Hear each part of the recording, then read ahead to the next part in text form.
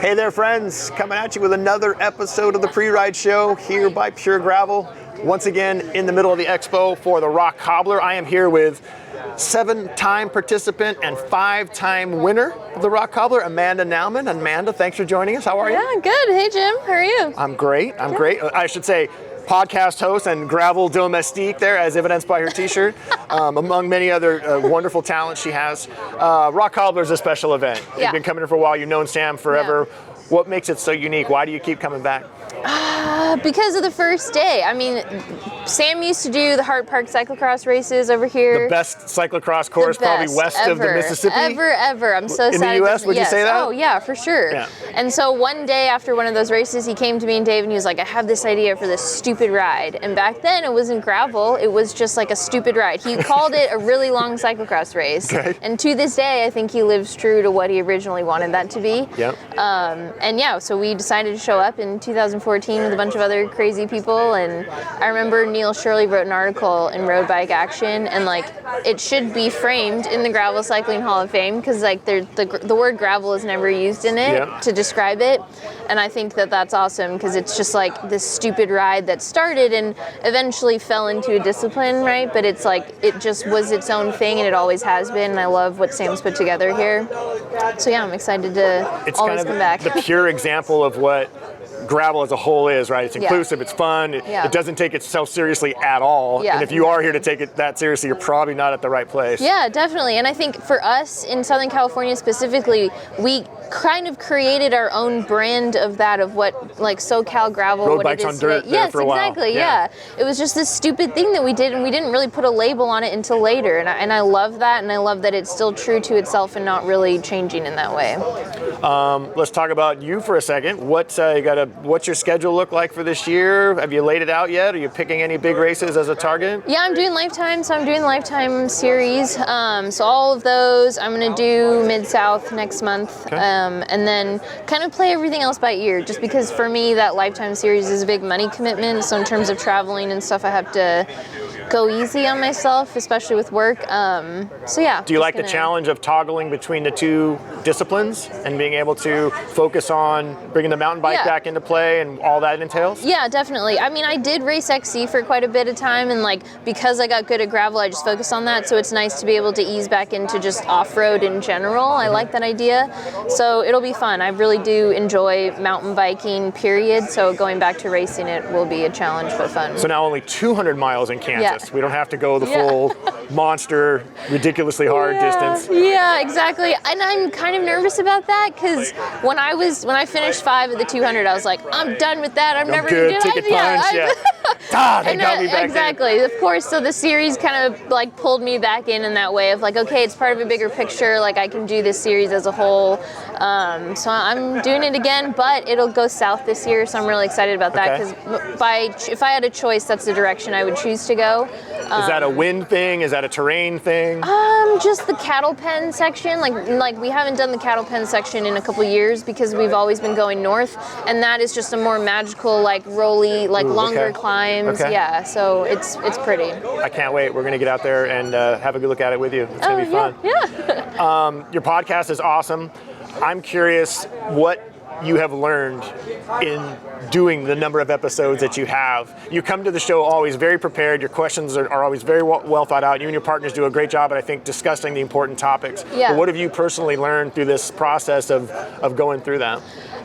That's a good question because I think I really grow as a person every time I have those conversations because like even before the Adam Roberge episode, for example, I texted you and I was like, I don't know about those conversations. I was like, I don't know how this is going to go. Right? But I'm like, okay admitting that because I really do feel like I get a first impression on people that might not be exactly who they are.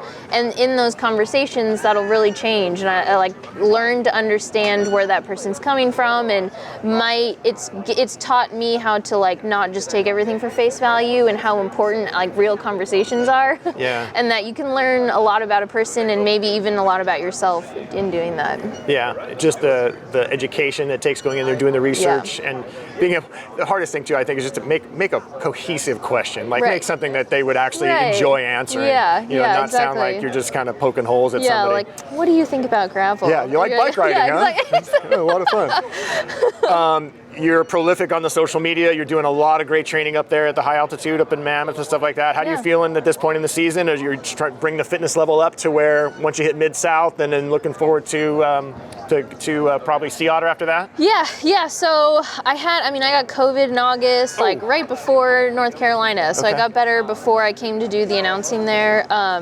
And that really, I just like dug this huge hole, and it's really a matter of like trying to get that fitness back for the past few months. So I did a nice little cross season, took a break, and it was just a good excuse to like get those like high intensity stuff back. And now that I have time to do the longer stuff, Dave and I just got a place in Bishop, so we're spending more time up there, getting ready for Mammoth, and trying to put more camps and nice like things to establish Mammoth Tough as like a real place and a real destination. We're gonna get to do it this year, right? Yeah, exactly. Promise? We're gonna get to do Mammoth Tough? Okay. Yes.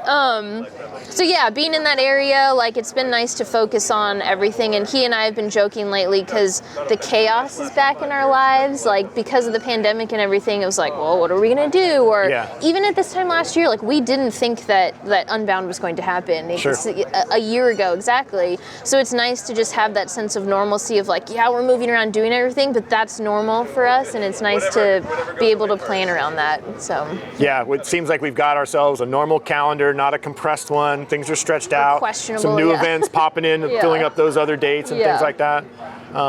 What's next for you? Like any big guests coming up on the podcast we should listen to? Any?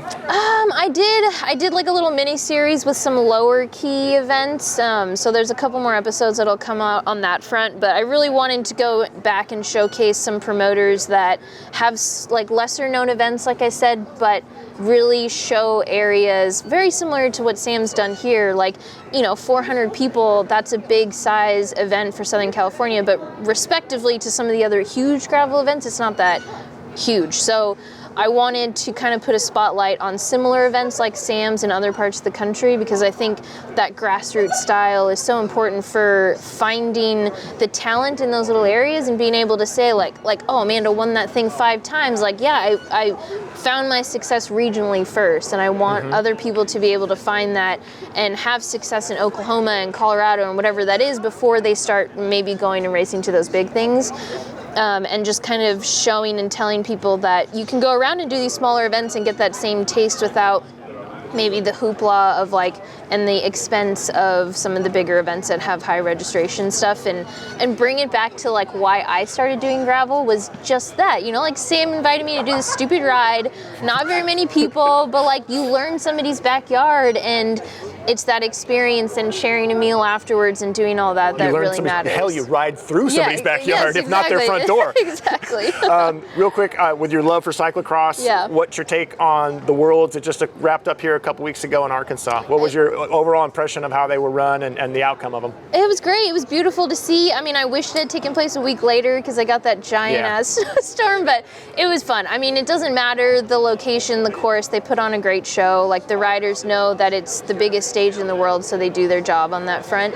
The women's race was definitely more exciting to watch, but Pidcock did his thing, so it was a good show. It's just great to have that world stage focused here in the U.S., and maybe next time when they come back, we can get a little better, more proper cyclocross weather. Yeah, definitely. I mean, when it happened in Louisville, Dave and I had just started dating at the time, and we went to watch that, and like I had maybe done 2 cyclocross races when that had come, and so I always try to remember that those events taking place, like especially in this country, will light a fire for people that we don't know yet, like it did for me.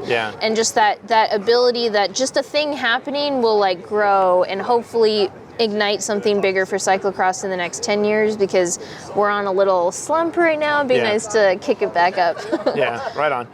Well, thanks for joining us. We appreciate you. Good luck tomorrow going to get number 6. Yeah, maybe. We'll see. Well, we'll be pulling for you nonetheless. Thanks, Jim. Amanda Nauman joining us here on the PreRide Show. I'm not going to leave you hanging. Thanks for tuning in. Please subscribe and click the little bell so you get notifications of all the new episodes that drop while we're up here at the Rock Cobbler. Thanks for looking in.